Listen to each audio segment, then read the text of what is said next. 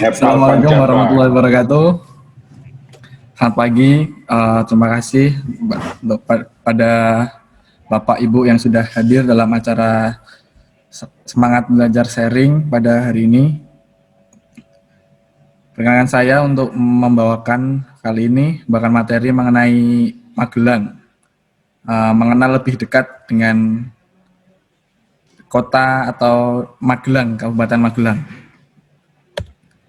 Nah, mungkin yang pertama, apa sih yang pertama terdengar di dalam pikiran kita kalau mendengar kata Magelang? Itu ya, tadi ada yang jawab candi, akmil, dan bunga-bunga ya.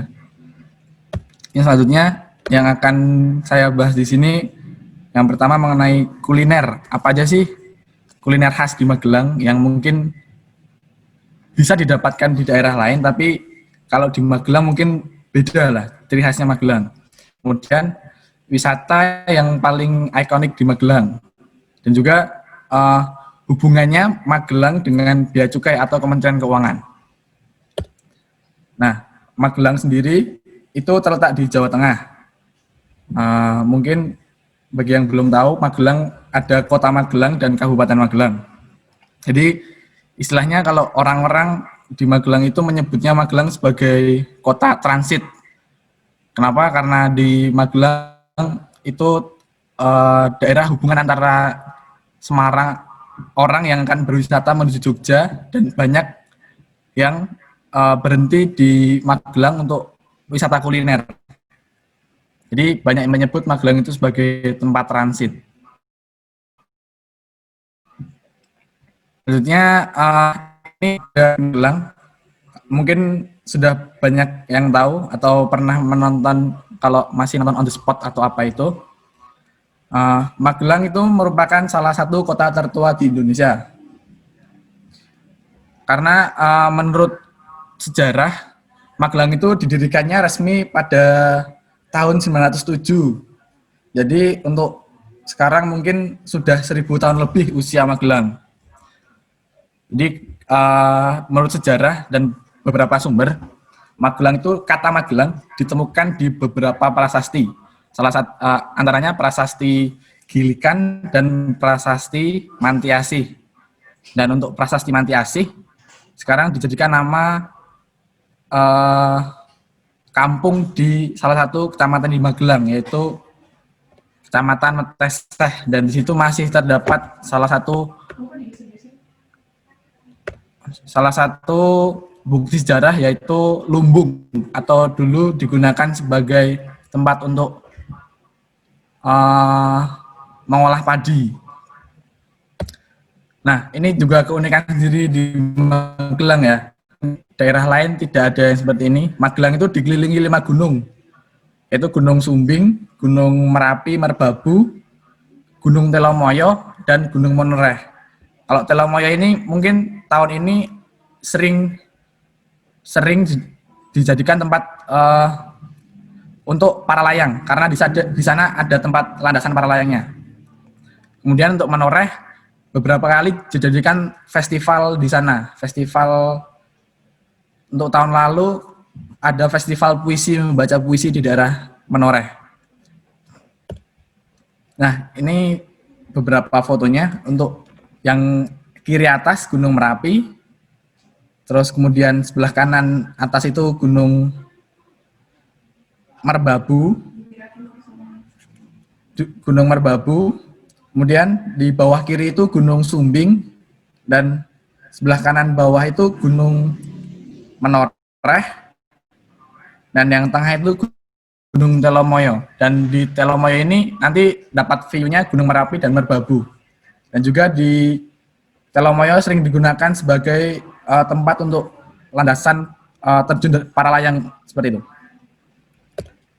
Selanjutnya kita akan berwisata di Magelang. Yang akan saya sebutkan di sini mungkin hanya beberapa yang menjadi ikonik di Magelang, yang terkenalnya di Magelang. Yang pertama, Candi Borobudur. Nah, ini mungkin banyak yang orang-orang banyak yang tahunya itu Candi Borobudur di Yogyakarta ya, karena sebagian orang saya tanya waktu kuliah, Itu Candi Borobudur itu ada di Jogja. Saya juga pernah bertanya pada orang yang berkecimpung langsung di wisata Borobudur. Saya pernah bertanya, kenapa sih kok orang-orang taunya itu Candi Borobudur di Jogja? Nah, jawabannya itu karena kalau wisatawan lokal ataupun mancanegara yang berwisata ke Jogja dan mengambil paket wisata, tour travel seperti itu pasti ada paket wisata ke Candi Borobudur. Jadi banyak orang yang menganggap Candi Borobudur itu ada di Yogyakarta. Dan juga ada mungkin kalau pernah baca berita atau postingan di Instagram tentang Candi Borobudur, banyak yang masih menyebutkan daerah Candi Borobudur itu ada di Yogyakarta. Dan di sana ada mitos juga kalau kita ke sana dan memegang patung atau arca yang ada di dalamnya ini, ada yang mengatakan keinginan kita akan terwujud kalau kita memegang patung tersebut. Nah ini selanjutnya Bukit Rema atau Gereja Ayam ya. Jadi di sini mungkin kalau yang pernah sering nonton film, suka nonton film terbaru Ada Apa Dengan Cinta 2, mungkin ada yang take di sini ya, ada syuting di sini Bukit Rema atau Gereja Ayam. Film AA Apan itu. Siap. Siap.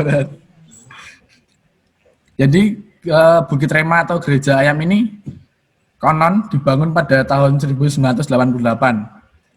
Dan sebenarnya ini bukan berbentuk ayam kalau kata orang di sana. Sebenarnya ini berbentuk merpati, tapi banyak orang yang menyebutkan ayam jadinya terkenal dengan sebutan ayam. Kemudian di dalam sini itu sebenarnya ada tempat ibadah bagi semua umat, jadi ada ruang-ruang sendiri di dalamnya dan digunakan untuk mungkin beribadah bagi semua umat, bukan cuma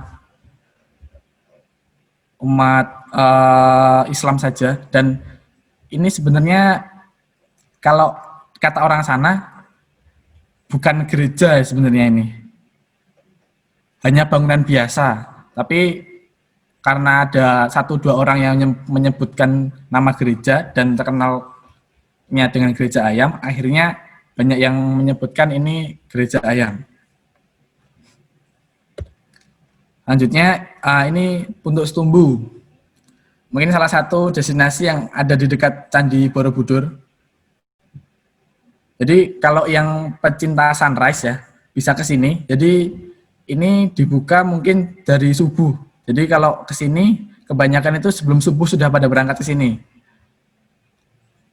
Dan di sini dari foto yang bawah kiri ini nanti bisa dari sini bisa melihat juga Candi Borobudur. Ini terdapat nih ujung itu Candi Borobudur.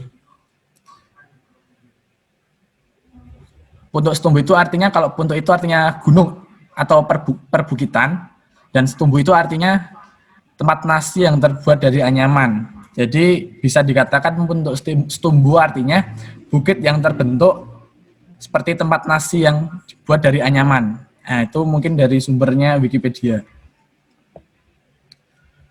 Selanjutnya kuliner. Ada beberapa kuliner khas Magelang yang kalau saya sebagai orang Magelang jarang menemukannya di daerah lain ya. Yang pertama itu getuk. Walaupun sekarang sudah banyak dijual getuk di luar Magelang, tapi konon getuk itu dulunya berasal dari Magelang. Getuk itu makanan yang terbuat dari ketela atau singkong. Orang dulu membuat ini pertama kali karena sulit untuk menemukan beras atau mengolah beras. Jadinya memanfaatkan getuk sebagai bahan baku alternatif. Ada yang mengolahnya menjadi makanan lain. Dan getuk yang terkenal di Magelang ini ada 2 ini ya, getuk triwarna, getuk eco, sama getuk trio. Mungkin yang ingin mencicipi getuk bisa ke Magelang. Nah selanjutnya nasi goreng Magelangan. Kalau di luar menyebutnya nasi goreng Magelangan, tapi kalau di Magelang sendiri ya nasi goreng. Kenapa ini khas atau berbeda dengan nasi goreng lain? Menurut saya, gambar yang di kiri itu nasi goreng yang pada umumnya. Yang membedakan itu kalau di sebelah kanan nasi goreng tetapi pakai mie. Nah, ciri khasnya itu kalau nasi goreng Magelangan pasti menggunakan mie.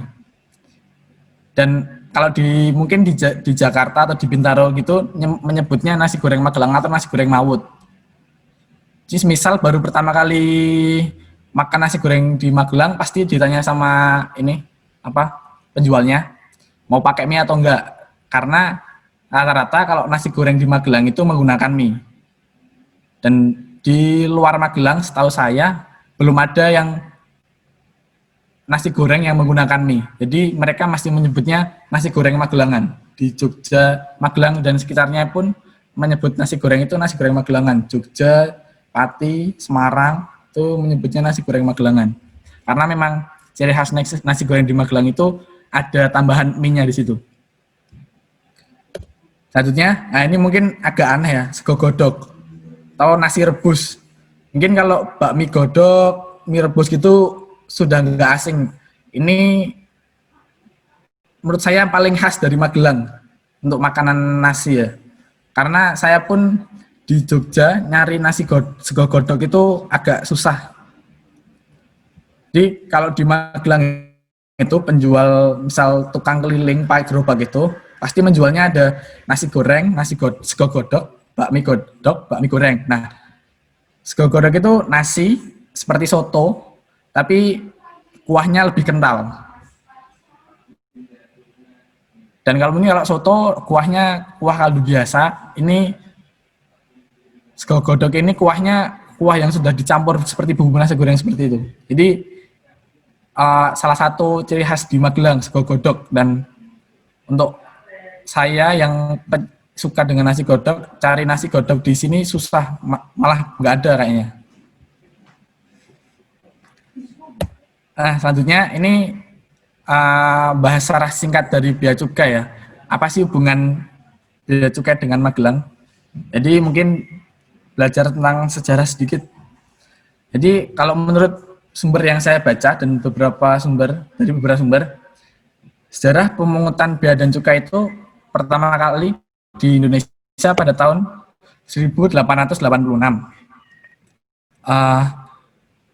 Kemudian pada saat Indonesia merdeka dan 2 hari setelahnya, yaitu tepatnya 19 Agustus 1945, pada tanggal tersebut organisasi Kementerian Keuangan dibentuk. Dan dulu DJBC itu namanya urusan bea cukai, itu bagian dari pajak atau pejabatan pajak yang saat itu namanya.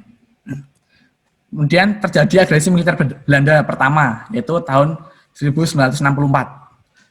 Nah, itu membuat pemerintah yang awalnya berada di Batavia atau Jakarta berpindah ibu kota menjadi ke Yogyakarta. Nah, itu diikuti oleh pemerintahan juga, kementerian-kementerian yang lain, termasuk Kementerian Keuangan. Nah, Kementerian Keuangan tersebut tersebar di beberapa daerah di Jogja. Dan untuk urusan bea cukai yang mengikuti pajak saat itu, tahun 1964 itu berada di Magelang. Jadi pajak kantor pusatnya dulu pada tahun 1964 saat agresi militer Belanda pertama di Magelang. Nah, pada di tahun itu juga terjadi reformasi organisasi di Kementerian Keuangan. Jadi menurut beberapa sumber, bea cukai dari situ dilepaskan dari pajak. Jadi bea cukai berdiri sendiri dengan nama urusan bea dan cukai. Nah, pada tanggal 1 Oktober 1946, itu Menteri Keuangan saat itu, Syafruddin Prawira Negara,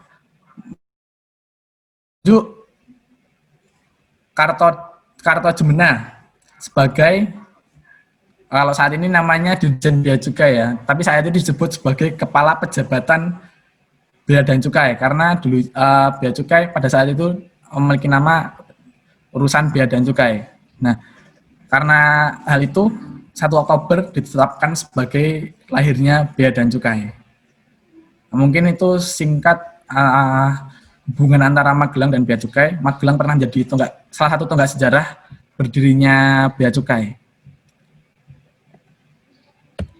Mungkin sekian yang dapat saya sampaikan materi sharing kali ini mengenai Magelang.